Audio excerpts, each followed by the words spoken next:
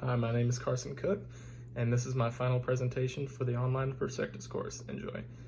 So the topic that I chose to talk about today is what are the three most important things to remember when meeting somebody for the first time. So ultimately, I thought about this, and personality is the overall number one thing when it comes down to meeting somebody. I believe this goes for interviewers as well. Most interviewers are less focused on your actual statistics, but more focused on your actual people skills and how good of a person you are, how well you'll mesh into the environment. So that really goes for normal people as well, just in conversation, in my opinion at least. Personality can be broken down into three different perspectives, three different parts, if you will. Thoughts, feelings, and behaviors. I actually have a little graphic here that I picked that up from. I think it's pretty good to remember because it simplifies how you can meet somebody and learn who they are pretty quickly. So as you can see here, my camera probably won't focus, so I'll point it out. We have thoughts right there, we have feelings, and we have behavior. So when it comes down to thoughts, most thoughts can be perceived by one's ambitions or goals, in my opinion. You can tell who somebody is through those, just what they want to be, if they have a drive behind them. Feelings usually are noticed by one's emotions, their ticking points, what gets them going. For me personally, I usually do that in writing. They come out fiery, but anyway, moving on. Behaviors are the bulk of one's personality as looked at by others. Like outsiders will see one person for who they are, usually by their actions, even though they may not be entirely accurate, which we will get into later in the discussion. So when it comes down to thoughts of a person can tell you where they currently are, their standing in life, how they feel, whether or not they know what they're doing in their life. For college students, usually that's who I usually meet. Do they know what they want to do? Do they have their life laid out? Are they still figuring it out? Those types of things can change a person's personality just like that.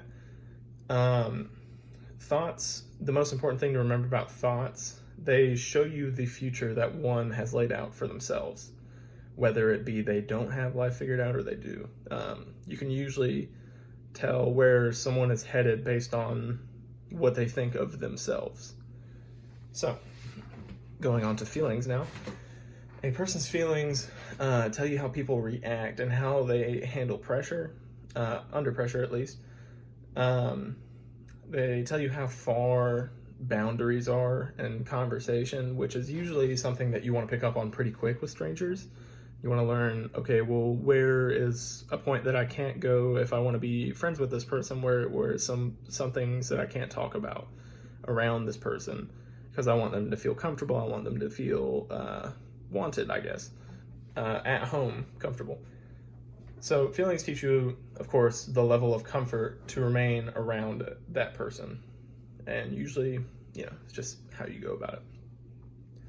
Now, one's behaviors tell me how much they care about certain things, their actions. Are they going to help grandma cross the road? What are they willing to do for themselves or others? Behaviors can go a long way. Something my partner said that she enjoyed about me, I guess, is one of my behaviors, is that I tend to be kind of tidy when it comes to my space. I like to, make my bed in the morning. Whenever I get up, I like to clean up, not have a messy space.